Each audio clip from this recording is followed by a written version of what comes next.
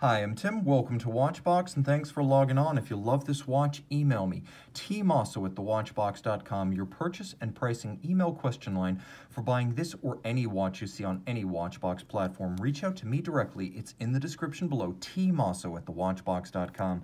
Today we are discussing a 2020 model, now available pre-owned. This is the Cartier Santos ADLC.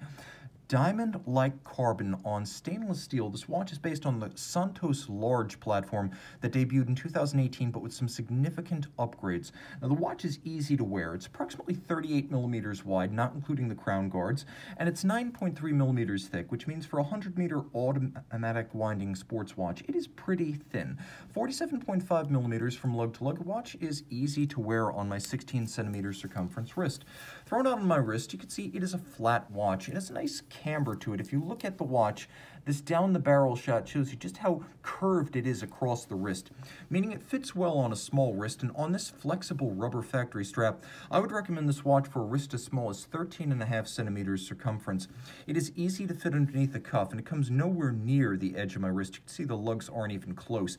So this is a great watch option in unisex terms, or for those who have a taste for a flatter, fitter, and more wearable size. It is not oversized, it is not undersized, it is right-sized. Now, the watch has a nice weight to it because it is steel after all, not titanium. What I find fascinating is how elaborate the strap is. The strap has a couple of scored partitions that emulate the look of a bracelet, and then we have a number of embellishments. Small bolt-style flourishes in high-polished steel do really create a handsome contrast with both the strap itself and the black of the case. Now, the strap is very flexible. It is a vulcanized rubber strap, not silicone, so it's durable, but it's nice and thin, and it has a wonderful souplesse to it.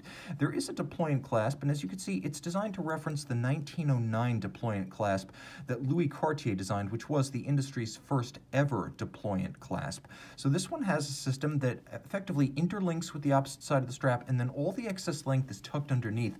So there's no need for strap minders, and excess length is invisible, cloaked underneath the strap itself. It's made of steel, it's solid, secure, and there's a twin trigger release, so this one can't pop open.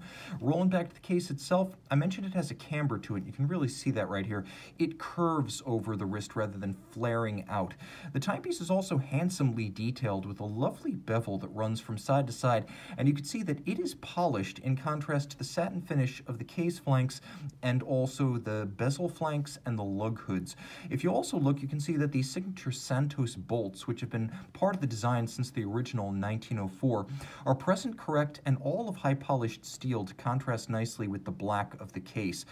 You can see that this is basically the design that Louis Cartier created for Brazilian aviator Alberto Santos Dumont, who needed a wristwatch because his brand of aviation, at least at first, was of the dirigible variety, airships. So he needed both hands to operate those craft. As a result, he couldn't reach for his pocket watch. A wristwatch was the solution. So in 1904, the Cartier Santos became Cartier's first sports watch, as well as the first ever pilot's watch.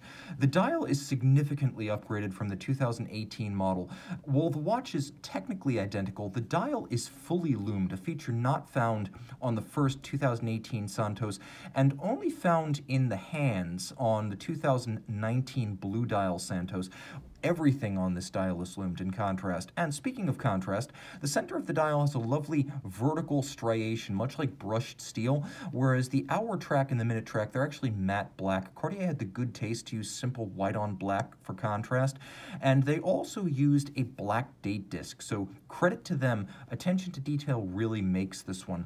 Now, the crown is, as you can see, polygonal and all of high polish. It's a striking contrast with the case. Flankly, you can see the hoods of the crown shoulders are also polished. Inside the case is a manufacturer movement, Cartier's MC1847. It's basically a drop-in replacement for an ETA 2892A2. So it's an automatic winder. It has a 42-hour power reserve. It has stop seconds. It has a quick set date, and it beats away at 8 beats per second, or 28,800 vibrations per hour, pivoting on 23 joules. It's also nice and thin, allowing this watch to be slender and to boast both an anti-magnetic nickel phosphorus escapement and a soft iron inner cage. So it has some of those qualities of the Rolex Milgauss that make that watch highly anti-magnetic, and it's also 100 meters water resistant, so it is both anti-magnetic and water resistant, a true sports watch through and through, with a great history and heritage. This may be the Santos to own. And that's before we even talk about the quick release system that allows you to remove the strap from the case using only a spring tab. The watch also comes with an alligator leather strap, so you get both this rubber strap for swimming and the alligator if you wish to dress it up. Reach out to tmosso at thewatchbox.com for purchase and pricing details. We are back with the Cartier Santos ADLC and its fully loomed Cartier dial. Secret signature present and correct at 7 o'clock, by the way.